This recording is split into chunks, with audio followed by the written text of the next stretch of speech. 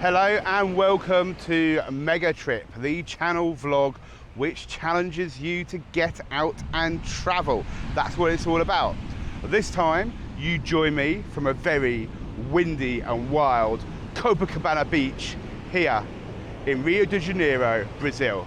Check this out. Absolutely lively today.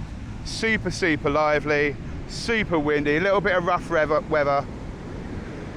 But surfers still out there giving it their best. Now I've been in Copacabana for a couple of days. The weather's been amazing. Obviously today, not quite so much. So today we're gonna do something a little bit different before we come back to the famous Copacabana in the better weather.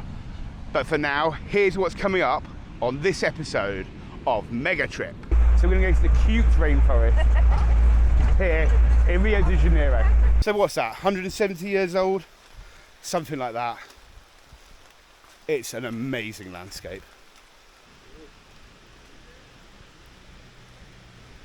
So our wonderful guide, Elio, was just telling us this is exactly where last week he found a rather large poisonous snake. We have come to the famous Botanical Gardens here in Rio, sponsored by Shell, the petroleum company. Well done, Shell. I'm sure that makes everything just fine. Now, the particularly observant of you may have noticed that it's not raining anymore and we're somewhere completely different.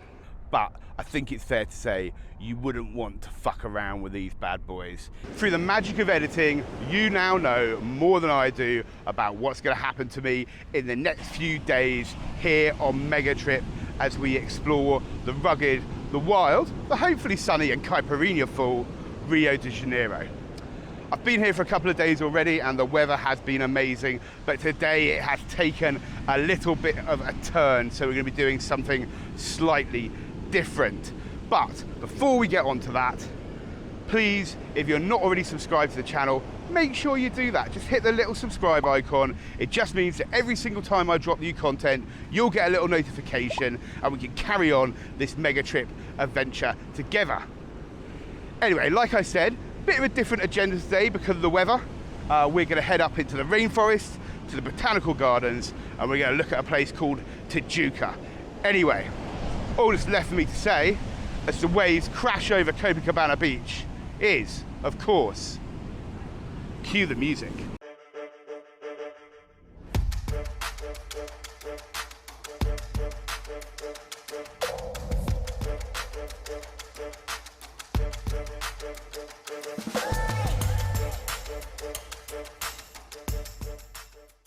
So on this rainy day, we have decided to take a rather bumpy jeep through Rio to the Tijuca rainforest. We're thinking if it's going to rain anyway, why not get involved? Anyway, check out how cool this is. I'm with some of the best in the business, some of my amazing friends who have joined us here, and our guide, Elio. So we have Lindsay, Shan, and Laura.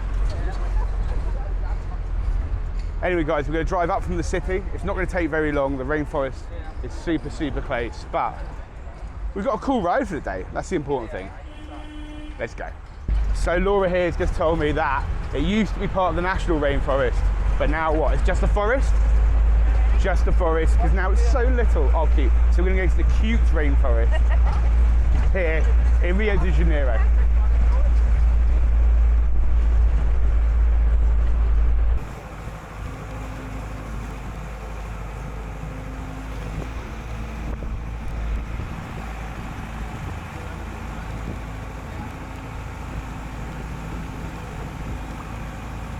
So here we are at Tijuca Forest. Our first stop is going to be, I think, heading up to a waterfall. I'm just following our guide up the hills here. Some interesting things to note, some tidbits that the guide was sharing as we were coming up through this forest, through this rainforest, is that Tijuca Forest is actually a secondary forest. So originally this area was rainforest, but it was cut down for a coffee plantation. And then in 1836, Peter II decided that this would then become a national park, a national forest, and they started replanting it, and that's what secondary forest means. So the coffee plantations were done away with. That was the riches of Brazil at the time, and this has now become the secondary national forest here in Rio de Janeiro. The forest itself is in 4 sectors, and today we're just going to be having a look at one of those. But look at this stunning rainforest here on the east coast of Brazil. Absolutely fantastic. Look at these trees. So what's that, 170 years old? Something like that. It's an amazing landscape.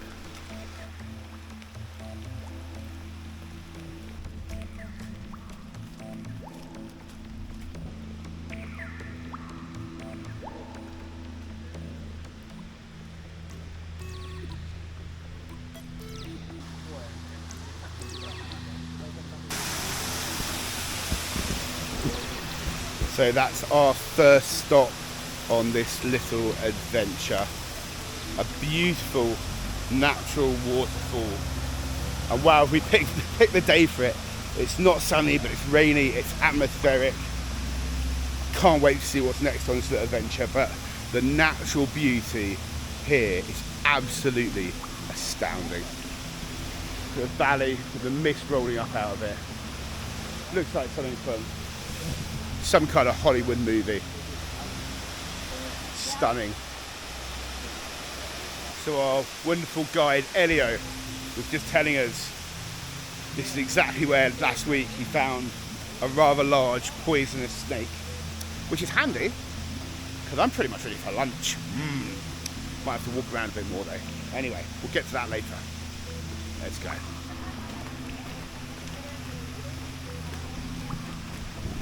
Just down from the waterfall here in the Tijuca forest, there's a nice little pool and a bridge.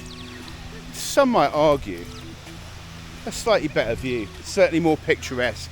I'm sure on a sunny day it'd be a great place to stop for lunch, but it's not a sunny day. But all of that said, check out this beauty here. The waterfall in the background with an absolutely stunning man-made bridge in the foreground, trying to be reclaimed by Mother Nature. Beautiful.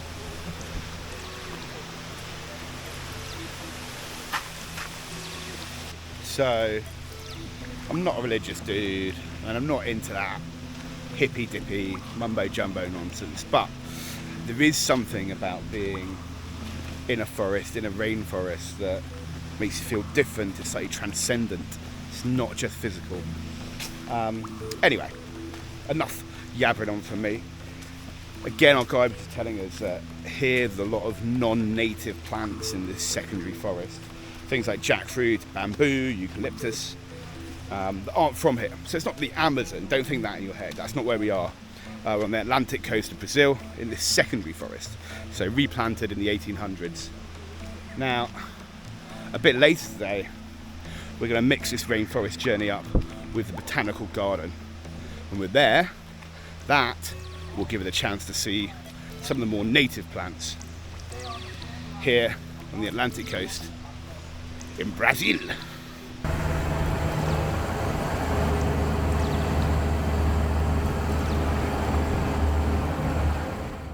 Okay, so about a half-hour drive through some very winding, mountainous jungle roads, through the mist, through the clouds. We have come to the Carioca Hills, a different area of the National Forest, to a place called the Chinese Viewpoint. No idea why it's called that, I'll try and find out. Like I said, it's a very misty, very cloudy, very wet day today, which is why I'm doing it today. But this is what you get.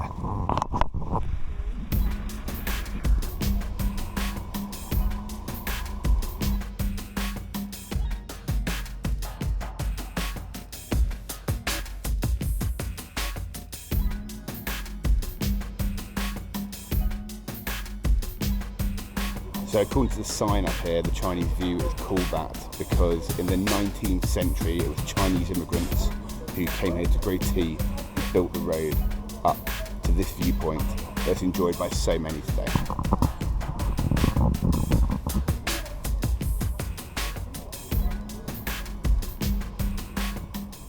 So another 20 minutes or so drive down the mountain from the Chinese viewpoint. We have come to the famous Botanical Gardens here in Rio, sponsored by Shell, the petroleum company. Well done, Shell. I'm sure that makes everything just fine. Anyway, I'm no horticulturalist. It's raining, so I guess that just means here's your montage. Check it out. Botanical Garden shows the diversity of both Brazilian and foreign flora. There are around 6,500 species distributed throughout an area of 140 hectares, as well as numerous greenhouses. The garden was founded in 1808 by King John VI of Portugal, originally intended for the acclimatization of species like nutmeg, pepper, and cinnamon imported from the West Indies. The garden was opened to the public in 1822. The park lies at the foot of the Corcovado mountain, far below the right arm of the statue of Christ the Redeemer, and contains more than 6,000 different species of tropical and subtropical plants and trees, including these palms. Only about 40% of the park is cultivated, the remainder being Atlantic forest rising up the slopes of the Corcovado. The park was dedicated as a biosphere reserve by UNESCO in 1992.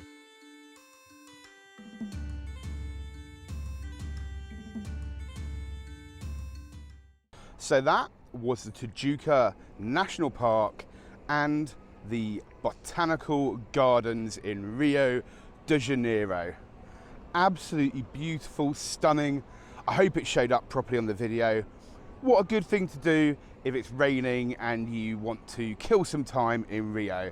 The whole thing was very, very interesting, and genuinely just being in that kind of secondary forest gave you a little bit of a flavour of what Rio is like, what the countryside is like, what the jungle is like.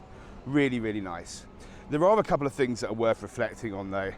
That whole secondary forest was replanted back in, I think, 1831, I said, something like that, by Peter II. But it's really important to know that, or to reflect on and think about the fact that was done using slave labour. So it is a really good thing, but obviously historical context, I think, is massively important. And in fact, in Brazil, slavery was legal until 1888, when Peter II's daughter actually made slavery illegal. And that actually caused a rebellion because the landowners weren't very happy. That ended the monarchy here in Brazil. Hey, I'm not a historian, but you can go look that up if you want some more detail.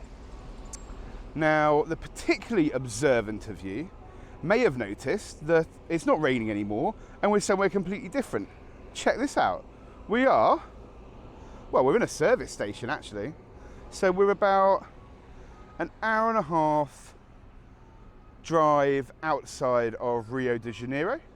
I don't know the name of the town where we stopped, but I can tell you where we're going. We're going to a place called Arraial do Cabo. I'm sure I've mucked up that pronunciation. You'll find the correct spelling in the description, I am sure.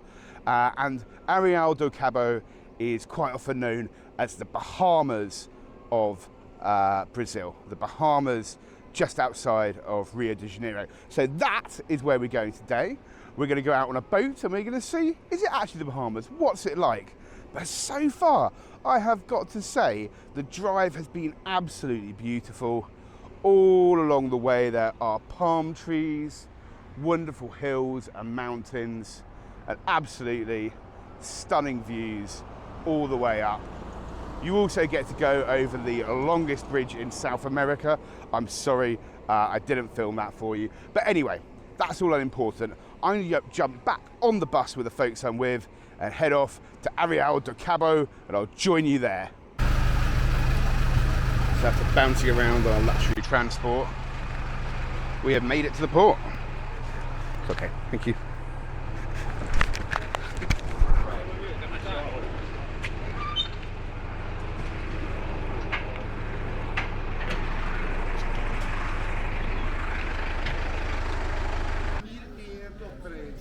Siga comigo, por favor.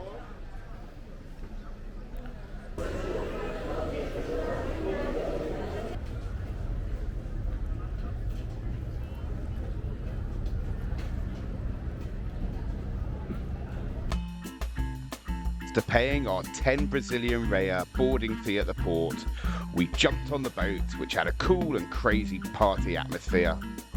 They had a bar serving caipirinhas and a grill serving a variety of meat on sticks, cheese on sticks, garlic bread and other such healthy, well maybe not so healthy, but yummy treats. The boat trip itself was pretty basic, but you did get to see some stunning coastline and have a great view out over a turbulent ocean, which is protected by the bay in which the boat stopped.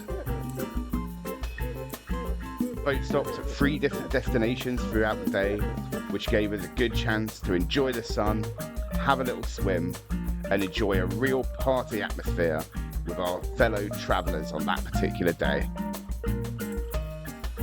It was a lot of fun, but pretty noisy and hectic, and in all honesty, there wasn't too much to see, but it was still a great day out.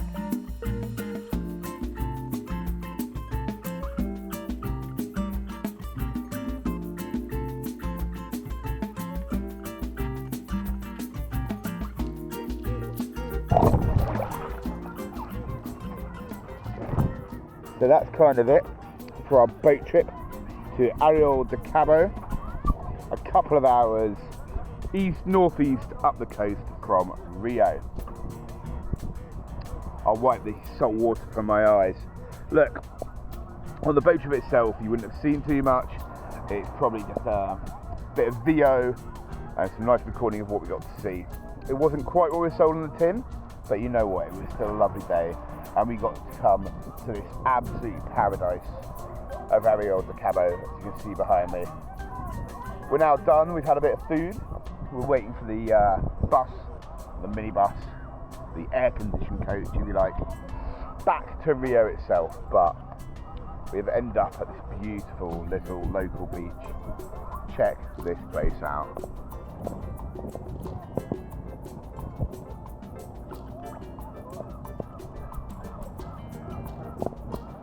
Gonna say that's pretty much paradise, but we're not done yet with our off the beaten track tour of Rio de Janeiro and the surrounding area.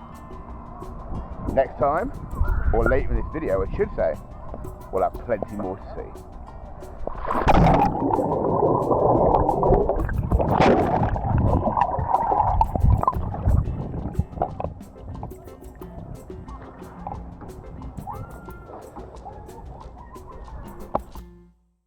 Okay, so I hope you enjoyed Arraial de Cabo, the Bahamas of Brazil. I'm sorry we couldn't film too much, but I promise you it probably is worth a visit, as long as you're okay with a shared boat, lots of music and a good vibe.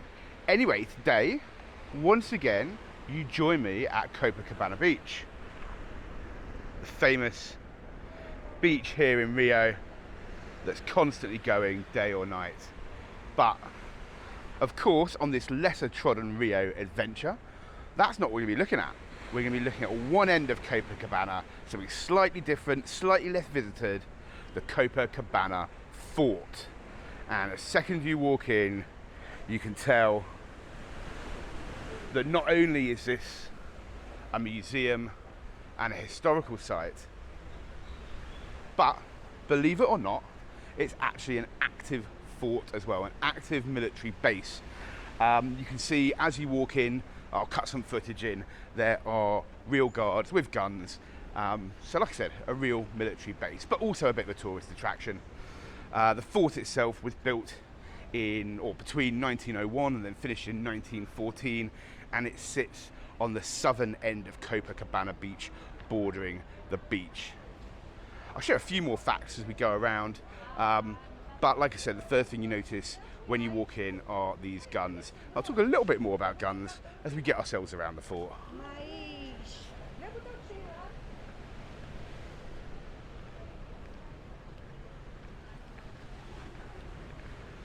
Very interesting to see a mix of military base and tourist attraction. But let's check it out.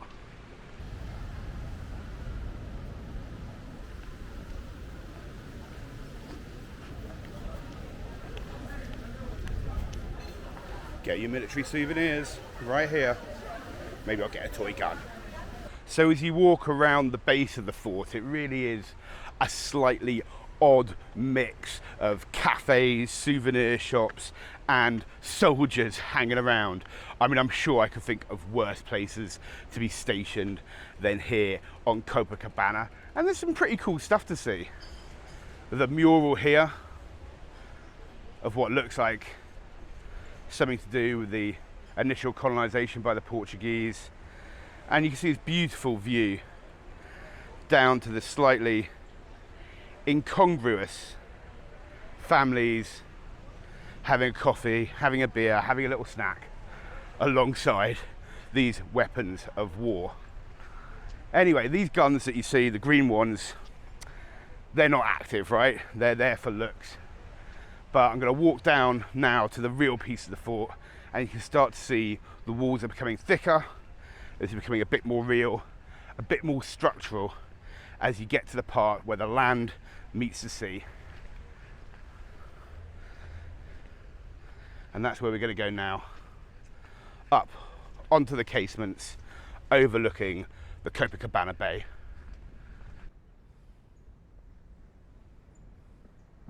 Don't let the cafes, the tourists, and the palm trees fool you. Yes, you can come and have a nice little look around here, but this really is a military position, as you can see now. Not only are there bunkers, but these massive functional guns protecting the Copacabana Bay. And you can see the size of these things, they're absolutely giant, pointing right across the bay. Through the magic of editing, we can actually jump down into the fort beneath those guns. And as you go in, it's really interesting. You see at the top of the gates here, these bombardier symbols, exactly as you use in other military, like the US military, the UK military, for anything munitions-wise that explodes. Look at the entrance into the guns. You can tell this was serious. They made this look good for your generals, for your royals, with fantastic artillery mosaic in the middle. A little bit, it makes me think of one of my grandparents who was in the Polish military, and what the people here would have seen, or at least would have contemplated actually happening and having to do. But anyway, let's look inside.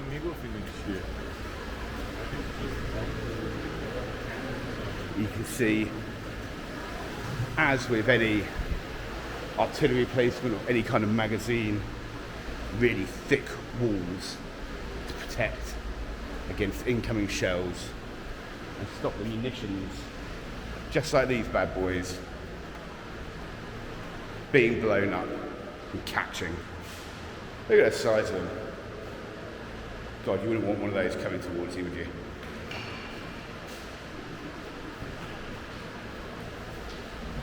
Right, back up to the guns on top.